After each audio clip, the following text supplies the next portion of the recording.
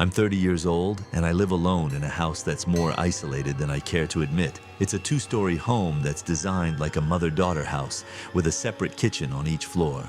My sister takes the downstairs, and I take the upstairs. She's often away, spending time with her boyfriend, leaving me alone in the house more than I'd like to admit. Most nights, I'm fine. I don't let it get to me, but that night was different. I was in the living room watching a horror movie, the kind that makes you glance over your shoulder every now and then. It's silly, I know, but when you're alone, those little things make your mind wander. It's an open space, so when I'm sitting on the couch, my back faces the kitchen, the dining room, and the hallway that leads downstairs. Not the best setup when you're alone at night, but it's a house and I shouldn't feel scared, right? Still, as the movie played on, I found myself looking over my shoulder more than I'd like to admit. I went to bed that night after brushing my teeth and turning off all the lights. I fell asleep quickly, but only for about 2 hours. Then I woke up, confused at first, not sure why I was suddenly wide awake. And then I heard it, a voice coming from downstairs. I thought it was my sister, but she wasn't supposed to be home. I could have sworn I heard her yelling my name.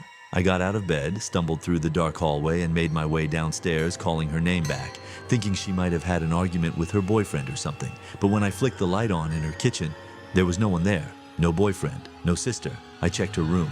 Empty. I called out her name, and that's when I heard it. Something dropped in her bedroom. I don't know what happened.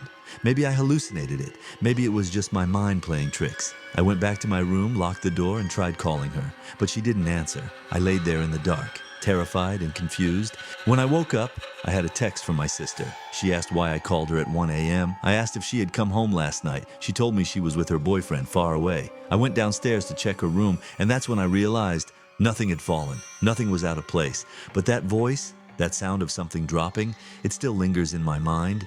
Was it just a nightmare or something else? I wish I could just believe it was all in my head, but what if it wasn't? When I was a kid, I spent a lot of time home alone, just like that night. My mom worked long shifts as a nurse, and my brother was always out with friends. It's a different kind of loneliness when you're left alone as a child, and sometimes those moments are the ones that haunt you forever. One night I was left alone after a girl named Molly came over. She had to leave, and I was once again alone in the house. My bedroom was upstairs, right by the backyard. It wasn't long before I heard something outside. At first I thought it was Molly coming back, but when I looked outside, I saw a man sitting in one of the deck chairs, staring up at me. I called out to him, but when he looked up, I knew it wasn't anyone I recognized. My heart dropped. I texted my friends to check if it was any of them playing a prank, but no one responded. And then the man started laughing. But it wasn't normal laughter. It was strange, wheezing, almost like he was mocking me. He wasn't just sitting there anymore, he was trying to get inside. I heard him at the back door, then the front. I didn't know what to do. I was too scared to call the police. I just hid, praying he would leave. Eventually he gave up. I never knew who he was or why he came, but that night, I could have died. To this day, I don't know if I just hallucinated that voice or if it was something far worse. The strange encounters, they don't stop. And the scariest part?